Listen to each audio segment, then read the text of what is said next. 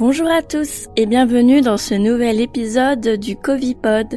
Je suis Julie, diplômée d'infectiologie et rédactrice santé à Futura. Si vous voulez soutenir ce podcast, n'hésitez pas à vous abonner, à laisser une note et un commentaire sur vos plateformes d'écoute préférées.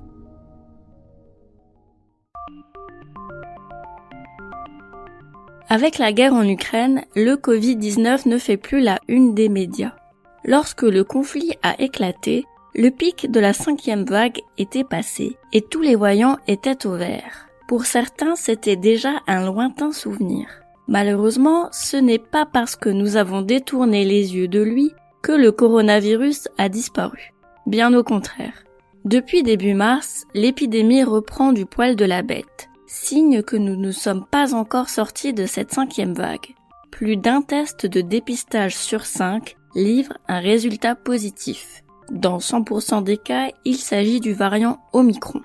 Le taux de positivité des tests, qui stagnait autour des 20%, est désormais de 24,3% pour la semaine du 7 mars. D'autre part, le R effectif de l'épidémie, qui était passé sous la barre des 1, ce qui signifie que l'épidémie ne progresse plus, est désormais de 1,1 au niveau national, avec des pics à 1,5 en Guadeloupe, à 1,4 en Guyane et à 1,2 en Normandie et dans les Hauts-de-France.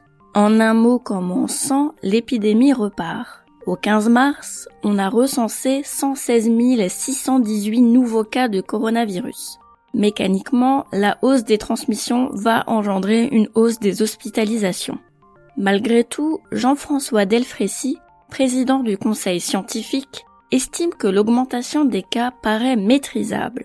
En effet, le scénario le plus pessimiste de l'Institut Pasteur suggère que l'épidémie n'atteindra pas les sommets que nous avons connus à la mi-janvier, avec plus de 350 000 cas dépistés en un jour, rappelez-vous.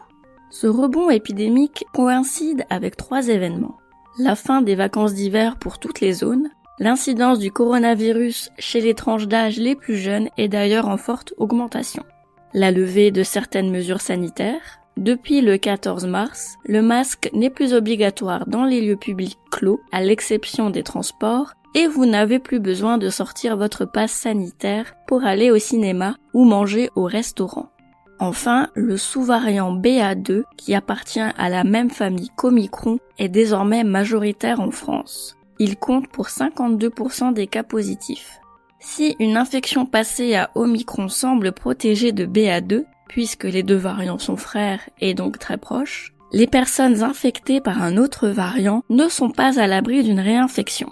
Si le masque n'est plus obligatoire, il ne tient qu'à vous de le porter dans les situations où votre santé ou celle de votre entourage vous semble menacée.